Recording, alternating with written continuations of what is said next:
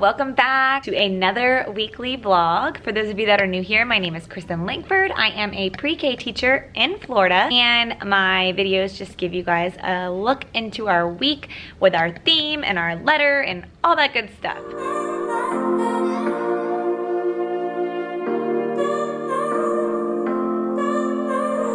Okay, so like I said, I usually talk about the letter of the week, but this week is a review week. We took a little break from our weekly letter because it is Halloween and we are gonna do something centered around Halloween. So this week's gonna look a little different in regards to some of the things we do the same every week. But anyways, we are still gonna cook. We did not put it in our cookbook. It's just kind of like a fun little cooking activity, still following the directions, but we don't have a recipe for the recipe book since it's not related to our letter. So I'm gonna show you that first, and if I have time, I'll show you a couple other things. All right, so Miss Sam, she's amazing. Set it all up for the kiddos.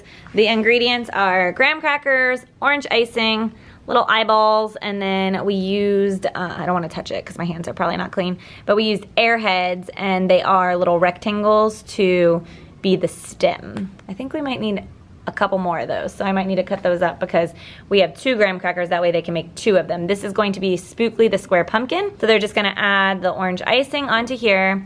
They're going to give it the 2 eyes, add a little green stem with the airhead, and then we have over here some of the black icing left over from one of the other crafts that we're just gonna go around and help them to make a little mouth, maybe a nose, not sure. And we had to mix our own orange because it wasn't orange, it was white, but we made it orange and it was easy, and that's it. It's gonna be a super, super quick cooking activity, but still fun and obviously very engaging. While I have my camera flipped, our art craft this week is candy corn, and in one of my past videos I said it's optional, but we started hearing that they were kind of nervous about it, so we started encouraging everyone to go, and we are making them all have a turn there throughout the week. We let them choose at first, and then we start to choose for them a little bit, but honestly, most of them want to go now. They were just nervous at first to be on their own. This one, we do have to come over a little bit and help them because it is paint, so that's nerve-wracking. We have little cups here, and even though it dries out, we just add more paint the next day. We actually used these pom-poms 2 days in a row, and they've been fine to still work, but just in case they start to get a little dried out, we have extras. So we're gonna use the white, and then the orange and the yellow, and they're basically just stamping it onto the candy corn. We're giving them the direction when we come over. We're just saying, okay, you're gonna do white first in this section, and you're gonna do yellow first in this section. When you're done, put it back, and then we help them to pick the next color. We've only had 1 child mix the colors so far, so I feel like that's a win. These dinosaur costumes are almost finished. We have hats for them that they're putting on inside so it fits. We did decide to put the eyes in the back, and then we have all that figured out. We are just waiting on a couple more shirts. We have the tails all set up over here. We have to add spikes to this, but we already made all the tails for everybody else. We're also still trying to figure out the, what they're gonna hold in order to get the candy, but you know, we had 2 days, we're good. And then last week of this sensory bin, thank goodness, because I'm ready to put it away. Rice and beans are everywhere on the floor, but it's all mixed up. We're just gonna keep it mixed up, clean it up. These were my rhyming cards from a couple weeks ago. We put them in here with hopes that some of the kids would find the rhyming, and I will say some of them do. Some of them not so much. They just, wanna fill up the cauldron and dump it out, but that's okay because it is playtime. I just added some academics just in case. And then last is our poem. We have candy corn poem. It's super cute actually, and they've already started to learn it, and we did find, since we don't have a letter of the week, I just picked a letter, a vowel, obviously, and we went ahead and found the vowels in the poem. All right, so hopefully after school today I have a little bit of time, and I will go through our weekly centers as well as some of the crafts that we've been doing. We are working on sequencing this week, so we're doing a lot of Halloween books that have sequencing activities to go with them. I will share all that very soon, but I gotta go because the kids are coming in. Oh my God, what a day. There wasn't one thing in particular that made this day crazy, but just everything combined. It is Thursday, so I didn't have time yesterday after school to record anything else. Why didn't I?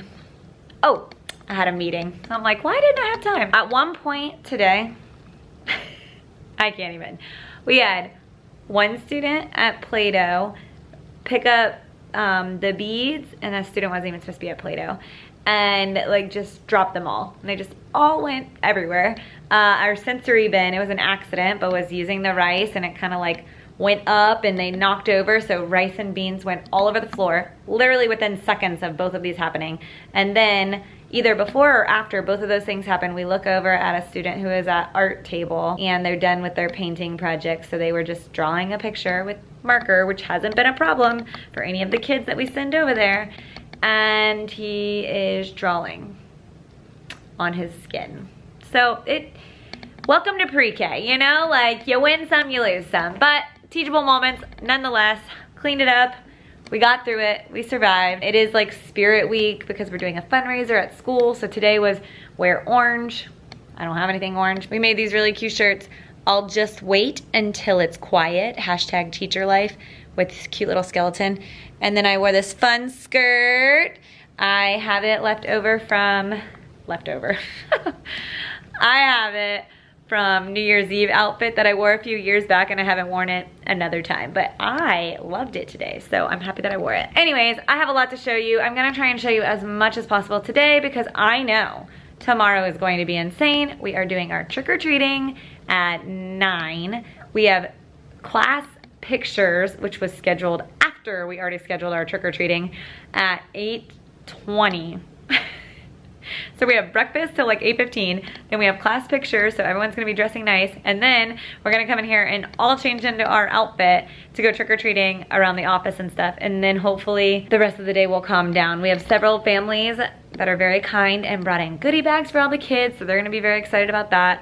We have another family that sent in some cookies for the kids, so lots of things happening. All right, I'll start off with these. Miss Sam made these. She just took toilet paper rolls and painted them and just did cute little arts and crafts with them, and we're gonna twist them off. It's gonna be like a goodie bag from us, mostly from Miss Sam, but we put these pumpkins in these little bags that we found under the sink, and we're gonna put those inside of it like a little treat. Okay, the amount of things I have in this pile to go over with you guys, I feel like it's so scattered, but I'm gonna do my best. I'm gonna start with reading.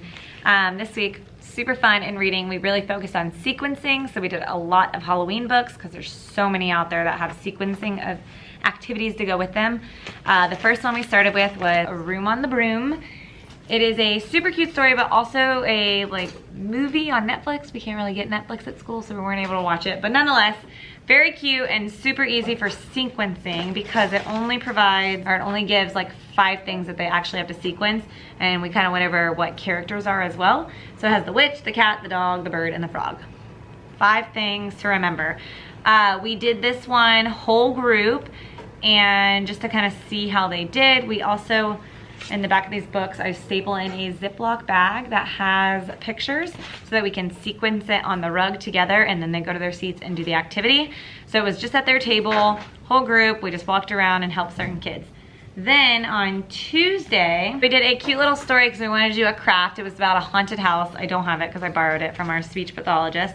And we painted half of a plate, and then they added the door and the windows, which they were claiming this was a nose and the eyes. And then they added the witch hat and a chimney. Okay, then on Wednesday, we went back to sequencing. We also did cooking on Wednesday, which I already showed you. So the sequencing thing was, there was an old lady who wasn't afraid of anything. And this one has more than 5 things to remember, but same with the pictures in the back. We did it all together on the rug, and then we split into groups.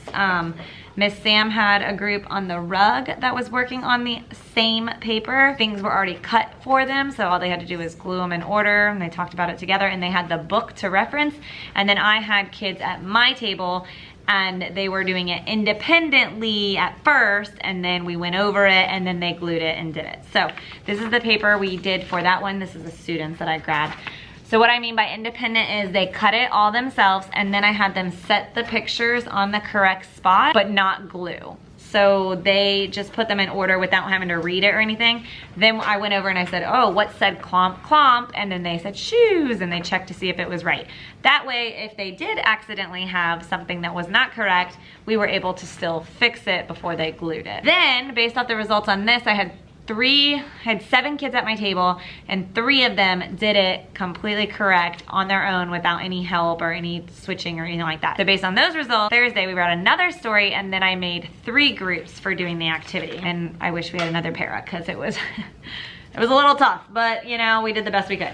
Today's story was there was an old lady who swallowed a bat, and same as the other ones, it has pictures in the back. We reviewed it on the rug. We also did a lot of like, well, why did she swallow the bat? And it says they don't know why, or why did she swallow the bones? And it was to rattle the ghost, or nonetheless. So we did a lot of questioning on the rug. Then we split into groups. Some kids were on the rug with Miss Sam, and they just skipped right over the cutting and pasting, and they used the pictures to put them in order all together, and then she passed out the pictures for each kid, and then they retold the story again, but then the kid had to get up and move to be the first kid and then the second kid, and so they used the people and got some movement with some of those kids. That's what they need, some movement.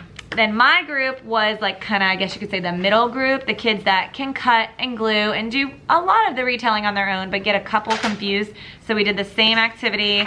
This was the paper today. They cut the pictures and then they put it on without gluing it. We went over the story together and then they got to glue. The last group was those 3 students who got it correct yesterday. I challenged them to do it all by themselves.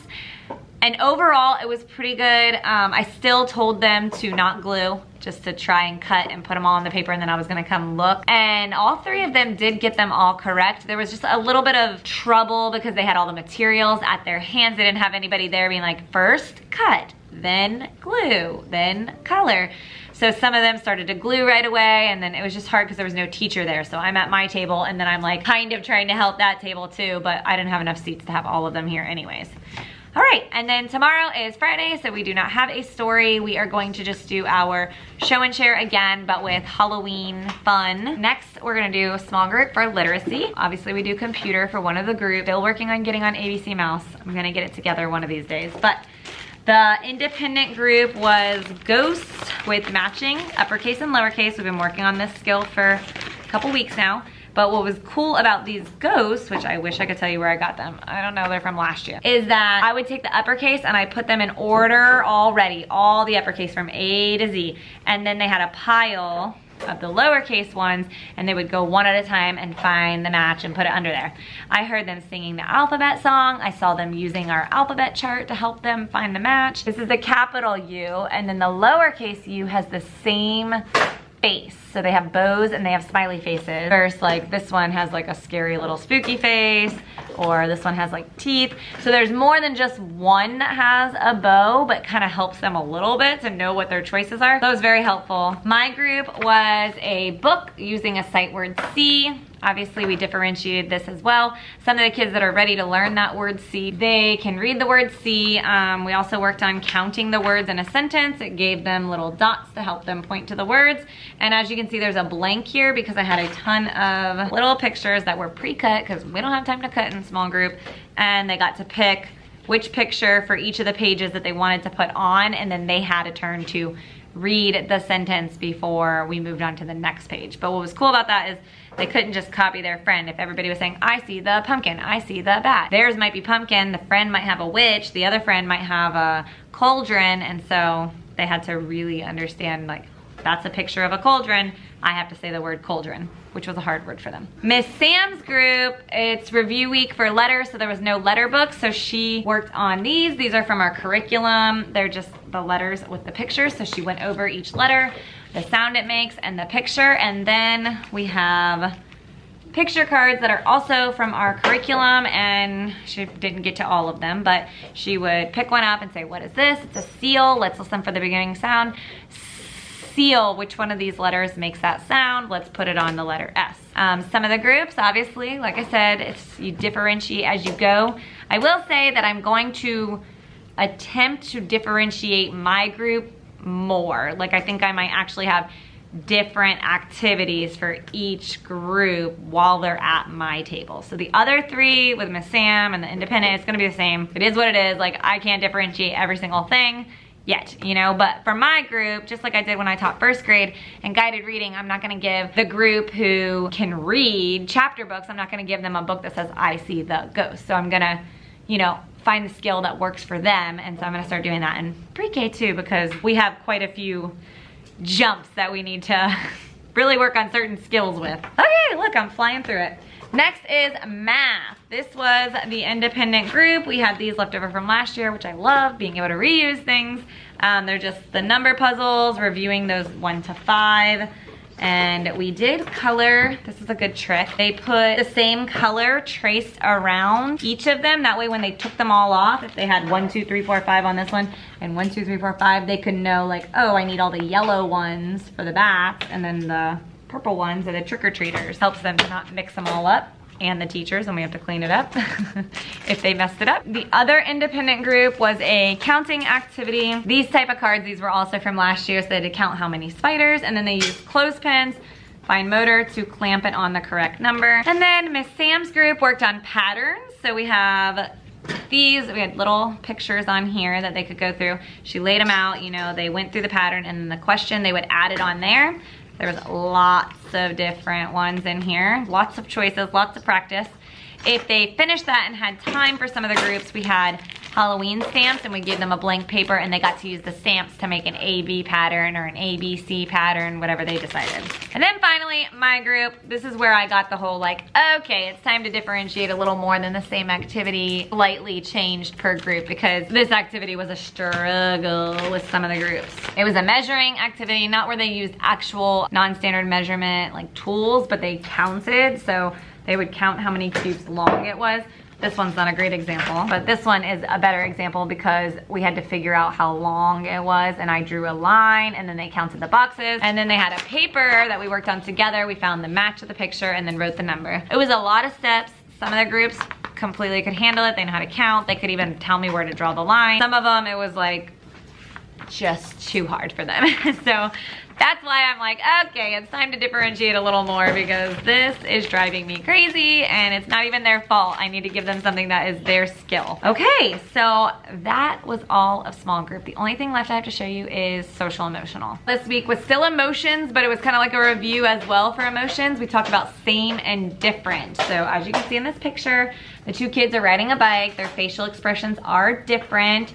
This child is happy about it. This child is a little scared. So in the beginning, we used the puppets to discuss, like one of the puppets was scared to go to the dentist. The other puppet was like super excited that the dentist was visiting. So then we connected that to them, like, how do you feel about going to the dentist? How do you feel? We're allowed to have different feelings on different things. And then same here, we talked about how they feel differently, and then we asked them, how do you feel about riding a bike? On day 3, I brought out like some animals, 2 that had wings. It was like a bee and an eagle. Some that were the same color. The alligator and the hippo had sharp teeth. All these things. So they got to come up and pick 2 animals and tell me something about them that was the same or different. And this was, it was a little bit of a challenge to take it outside of feelings, but by the end they understood the difference, and they were telling me they are both brown, or that one is tall and that one is short. That one has a tail, this one doesn't, and they were just rattling them all off. So that was good to see. A great example that I showed them to teach them the words same and different is my shoes. I said, look, I have 2 shoes on. They are the same. They are a match. I wear them because they match. That means they are the same. But if I had my shoe on and I had Miss Sam's shoe on, do those match? No, they don't match. They look different. That would look silly. They don't go together. So that is the word different. That's kind of where I started with that vocabulary. Then today we did same and different, but with feelings, and we played like kind of like a 4 corners, but there was only 2 corners, and we gave scenarios with 2 of the feeling words, and they had to choose which way they felt about it. So the first one was a pet snake. How they would feel if they had to, if they were allowed to hold a pet snake. Would they be happy about it, or would they be scared? Split that one up pretty easy.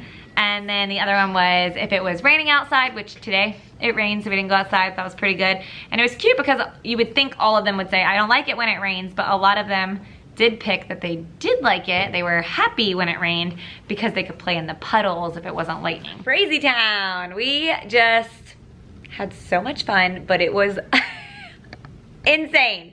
It is Friday, thank goodness. We had class pictures. We had apparently a class party that we didn't even really plan for, but parents brought in goodies, so we just, you know, had to turn it into a little party. We had trick-or-treating around the school, and now they're outside getting all that sugar out, hopefully. This morning, like I said, the first thing, we went straight to breakfast, and then we had to wait around like an extra 5 minutes at breakfast, and then we took our class picture. So we lined them all up, you know, tallest to shortest, which super fun, getting everybody to look at the same time. Then we like hurried back to the class so that we could change. And so we had to have one at a time go into the bathroom, put on their shirt, and then we had tied on their tails, which we had to like use yarn to tie it around their waist. And then the hats were last. We had a couple hats at the very last minute that didn't really fit the way that we thought they fit, and so we had to fix those up real quick.